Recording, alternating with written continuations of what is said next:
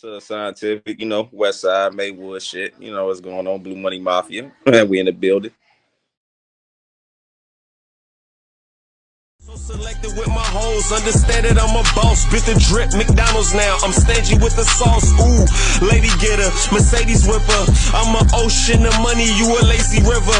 Ooh, yeah, my shotty hit a lot of suckers. When I get to aiming like them Arabic women, just keep your body covered. Millions, I hope they see us well. Why these hating ass niggas wanna see me fail? But if they see these Glocks, they see these shells. One shot, your ass done like a BBL. Ooh. Ghetto Champagne. What sparked that vision? So I ain't dropped the project last year, just personal reasons or whatever. But I was rebranding myself, so like the Blue Money Mafia thing, like I started that back in like 2015, just because I felt like back then I was like I got tired of the oversaturation of the like gangster and drill shit, so I wanted to switch it up to make being just gangster, like money is more powerful. Like be a millionaire, don't just be a killer. You know what I'm saying? Don't just want to be a criminal, be an entrepreneur type shit. So that was the whole concept behind that. So the Ghetto Champagne was more so like a metaphor of like hood rich, like like if you hood rich versus being really rich, it's like just in our community, to us you got money, but even though to the white people you ain't got money like that. But in our world, it's like it means everything. It's like a little kid having every pair of Jordans. It's like you that dude, you know what I'm saying? So it's like in my world, and what I feel like Ghetto Champagne is like equivalent to Cristal or the type is highest, but it's like it ain't even that shit. It ain't that quality, but to us it's the shit. So it was more so like a metaphor, like I say, like hood rich type of thing. So those been my concepts of moving forward. So I wanted to come back and rebrand myself with that. So it's more so like my whole concept now is just like, man, I'm trying to speak to the entrepreneur side. Like, yeah, we could be on some street shit, but let's get some money, man. You know what I'm saying? That's my message at the end of the day with everything. How many joints on there? So I split it up.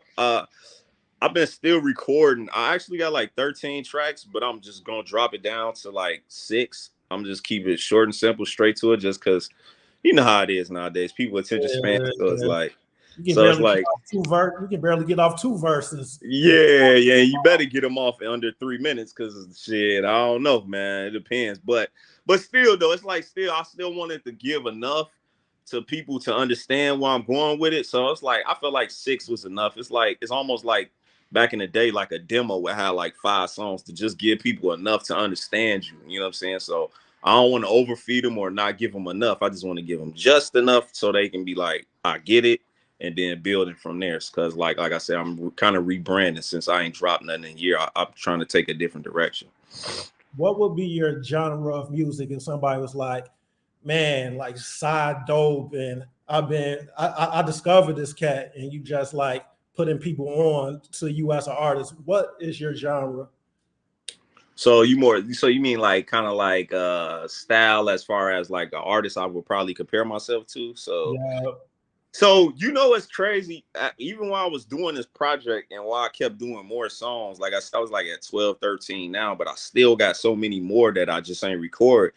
And I think my style, tell you, is unique if you listen to a project from me, because it's like I'm actually really like the definition of Chicago. You got to think, Chicago got drill. We got just listen to these artists. You got Chief Keef, but then you got Chance the Rapper. How do you get these 2 rappers out of the same city? Then you got Vince Mister, what's his name? Vic Mister, like the Tree the Crew. You got them. Yeah.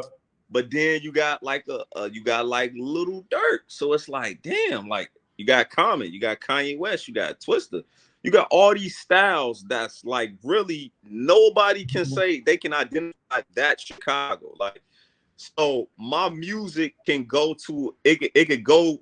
I'm more of an in between than similar. So you can get Fabulous, you can get Meek Mills, but then you might get a little bit of Larry June. You might get a little bit of you might get a little bit of Young Pappy, and not Lil Durk, because I don't do no singing, but just like I say, some hard drill, Montana 300.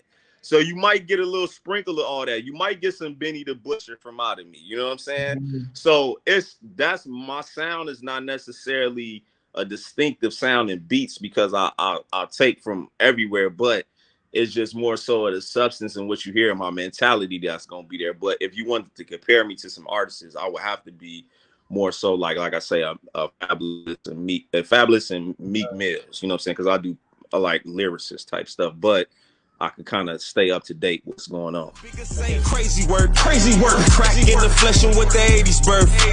On these niggas hills, they try to play me first. Richest gangsta, I'm a Gina, let me say it first. Out here serving niggas crazy work, crack in the flesh and with the 80s birth. On these niggas hills, they try to play me first. Richest gangsta, I'm a Gina, let me say it first.